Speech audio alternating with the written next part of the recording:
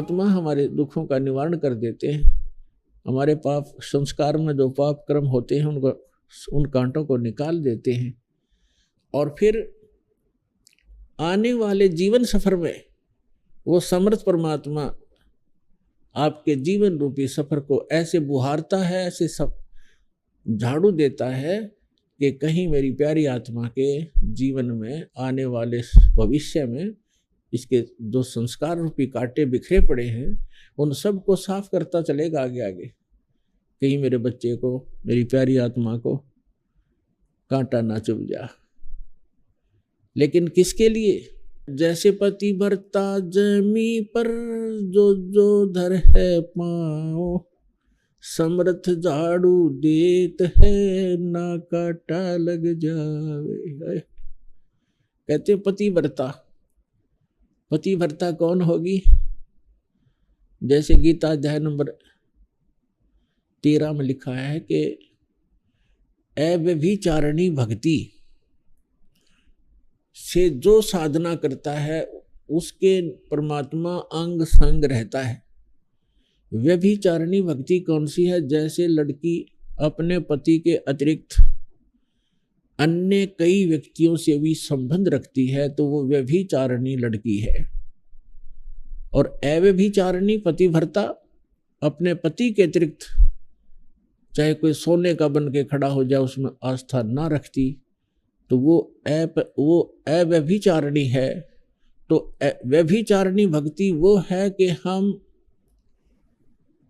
इष्ट रूप में, जैसे हमारे पहले कितने देवता हमारे इष्ट थे, हनुमान जी इष्ट, बाबा श्याम जी इष्ट, श्री कृष्ण जी इष्ट, विष्णु जी इष्ट, रामचंद्र जी इष्ट, श्री विष्णु जी इष्ट, श्री शंकर भगवान इष्ट और माता इष्ट, यानी ये सारे हमारे खसम थे, हमारे इष्ट थे, हमारे मालिक मान लिए थे हमने।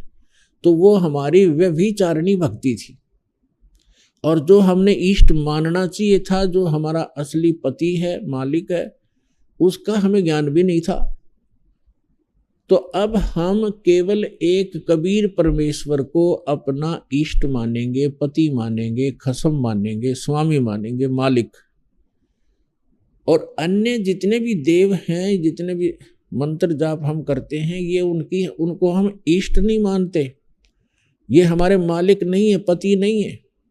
जैसे वो हमारा ऐसा व्यवहार है जैसे एक पतिव्रता लड़की एक ज्वाइंट फैमिली में रहती है, उसमें देवर देवरानी होती है, ननद जेठ जेठानी सास ससुर, ये सभी होते हैं।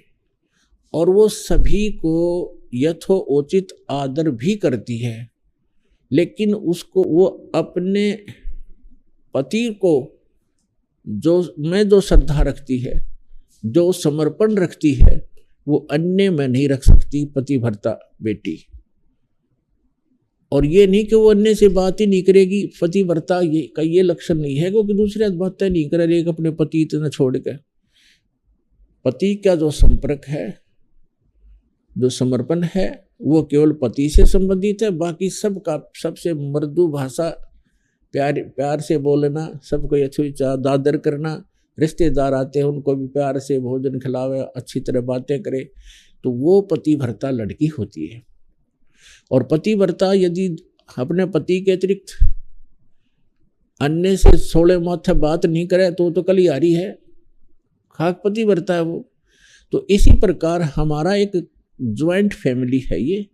जैसे यहाँ के जो 3 लोक के प्रधान हैं, श्री ब्रह्मा रजगुण, श्री विष्णु सतगुण, श्री शिव जी तमगुण, ये हमारा एक परिवार है। और देवी जो इनकी पत्नियां हैं, ये भी हमारे लिए आदरणीय है, ये भी हमारे लिए आदरणीय है, रेस्पेक्टिव है। और जितने भी अन्य देव हैं, जितने भी महापुरुष हुए हैं, तो वो हमारे लिए सब एक आदरणीय होते हैं। सबके साथ एक बहुत ही अच्छा व्यवहार रखना चाहिए हमारे को, तब हम इस ज्वाइंट फैमिली में सुख से रह सकेंगे और पूरे परिवार में शांति भी रहेगी। लेकिन हम इष्ट हमारा एक ही रहेगा। जैसे पतिव्रता लड़की सबसे प्यार भी करती है, जैसे बहन ननद से, छोटी बड़ी से उसी सतर का, और देवरानी और जेठानी, जेठ और देवर से, सास ससुर से सभी प्यार से रहती है। और ऐसा लगता है सबको अपना, अपनी सी लगती है सबको। और जिस समय वो अपने पति के, जब वो अलग होते हैं, ज्वाइंट फैमिली जो फिर भिन्न भिन्न होते हैं, न्यारे होते हैं, फिर देखा उसका वो किस में आस्था थी उसके हिस्से में, उसके बाटे में जो भी सामान आवेगा सारे ने उठा लेगी, चम्मच भी ना छोड़े उनकी तरफ, और अपने पति के साथ उस मकान में चली जाएगी जो उसके बाटे में आया है। तो उस दिन पता चला वो किसकी पूजा कर रही थी, तो पूजा पति की कर रही थी और सत्कार सभी का करना होता है। इसी प्रकार जब हम अपने सतलोक जाएंगे, हमारा पति कबीर देव है, मालिक है, हम उसकी आत्मा है, और यहाँ जब तक हम यहाँ रहेंगे सभी देव हैं, ये यहाँ के, इनसे हमें बहुत सा काम है। क्योंकि जैसे प्रधानमंत्री का व्यक्ति और हिसार में रहता हो, अब यहाँ के काम तो डीसी, एसपी, मंत्री, मुख्यमंत्री इन्होंने करना है, एक बस फोन करने की देरी है, काम हाजिर हो जाएगा। तो आपको इतनी सुविधा मिल जाएगी समर्थ की शरण में आने के बाद। लेकिन ये बुरे थोड़े ही है, ये उसके दुश्मन थोड़े ही, मित्र हो गए उनके। तो ठीक इसी प्रकार हम अपने कबीर परमात्मा को एज ए इष्ट पूजेंगे, और बाकी ये सभी देव हमारे आदरणीय हैं। ये हमारे सारे काम दौड़ दौड़ के करेंगे, आपके साथ रहेंगे, आपकी सुरक्षा करेंगे, क्योंकि आप समर्थ के बच्चे हो। प्रधानमंत्री का कोई रिलेटिव यहाँ आवे, फिर देखो एसपीडीसी कैसे हाजिरी लगाओ डेली उसके सामने। तो कहने का भाव ये है कि ये बुरे नहीं हुए, हमारे जितने भी देवता हैं ये हमारे साथी हैं, ये अच्छी आत्माएं हैं। लेकिन हम इनको तंग करा करते हैं। अब जैसे कोई हमारा कार्य होना है मुख्यमंत्री से, और हम एप्लीकेशन लाते हैं बार बार डीसी का, और डीसी का सिर में दर्द हो जाए, उसको बार बार कहता है मैं नहीं कर सकता इसको, आप मुख्यमंत्री जी के पास जाइए। और हम फिर उसी का अर्जी लगावा, जय हो तेरी, आप करोगे जो करोगे, अब पड़ी रहेगी जो एप्लीकेशन, वो उसको कुछ कर ही नहीं सकता। तो हम गलती ये करते थे, जो हमारा कार्य समर्थ से होना था उसका हमें पता भी नहीं था, और हम अर्जी लगाते रहे इन देवताओं का, ये ना कुछ कर सके थे, ये और दुखी हुआ करते थे कि ये मैं कर नहीं सकता, मेरे सामने ये रोज हाथ जोड़ के खड़ा हो जाता है द्वार पर आके। तो इस प्रकार हम अज्ञानता से अपना टाइम भी वेस्ट करते थे, और उस लाभ से भी वंचित रह जाते थे जो भगवान से मिलना होता है।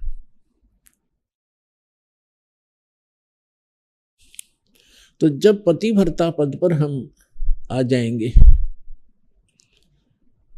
जैसे पतिव्रता पति से राती, आन पुरुष नहीं भावे, बस पी हर में सुरत प्रीतम में, ऐसे ध्यान लगावे।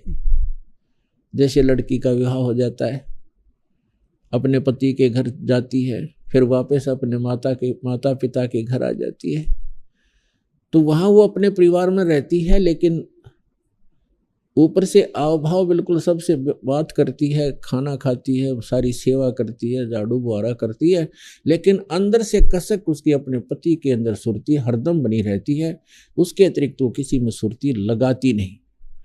तो यहाँ परमात्मा कहते हैं, जो पतिव्रता पति से राती, राती माने उसके से लीन है, आन पुरुष नहीं भावे, अन्य व्यक्ति में उसकी रुचि बन ही नहीं सकती। एक गुण होता है पतिव्रता के अंदर। और बसे पी हर में, फिर भी सुरत प्रीतम में, ऐसे ध्यान लगा है। तो ऐसे पद पर जब हम आ जाएंगे, हम यहाँ पीहर में रह रहे हैं और यहाँ सभी के साथ मिलजुल कर रहना होगा हमने, लेकिन हमारी जो अंतःकरण की जो स्थिति है, अंतःकरण के अंदर जो कशक है, वो अपने कबीर पति के अंदर, उस समर्थ पति के अंदर अटूट बनी रहे। तो फिर जब हम यहाँ से जाएंगे संसार छोड़कर, सीधा वहीं पहुंच जाएंगे, क्योंकि हमारी आशा जहाँ आशा ता वासा होई, मन कर्म वतन सुमरिय सोई। तो ऐसी स्थिति में आने के बाद जब हम परमात्मा कबीर जी के अतिरिक्त किसी से भी आध्यात्मिक लाभ की इच्छा नहीं करेंगे, अगर हम कोई अर्जी लगाएंगे तो अपने पिता को, अपने पति को ही लगाएंगे, वो चाहे किसी से कुछ करवाए, वो उसका काम होता है, किसी से भी करवाए, वो समर्थ है, तो तब हम सफल होंगे। तो उस समय जब हम ऐसी स्थिति में आ जाएंगे तो उस समय परमात्मा अपनी वाणी में आप ही हमें सतर्क करते हैं। जैसे पति भरता जमी पर जो जो धर है पाँव, और समर्थ झाड़ू देत है ना कांटा लग जावे।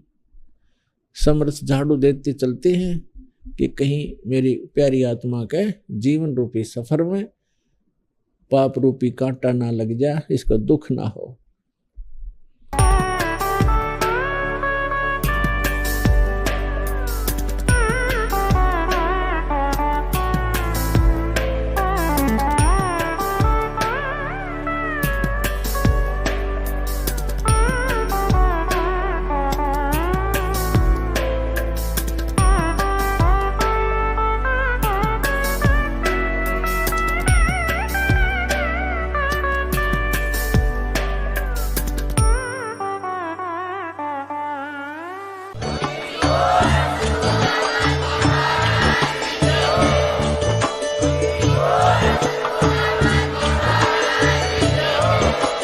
आप सुन रहे थे जगत गुरु तत्वदर्शी संत रामपाल जी महाराज जी के मंगल प्रवचन। अधिक जानकारी के लिए विजिट कीजिए हमारी वेबसाइट www.jagatgururampalji.org। संत रामपाल जी महाराज जी के शुभ आशीर्वाद से पूरे विश्व भर में 500 से भी ज्यादा नाम दीक्षा केंद्र हैं, जिन पर संत रामपाल जी महाराज जी द्वारा ऑनलाइन निशुल्क नाम दीक्षा दी जा रही है। अपने नजदीकी नाम दीक्षा केंद्र का पता करने के लिए संपर्क करें 8222880541।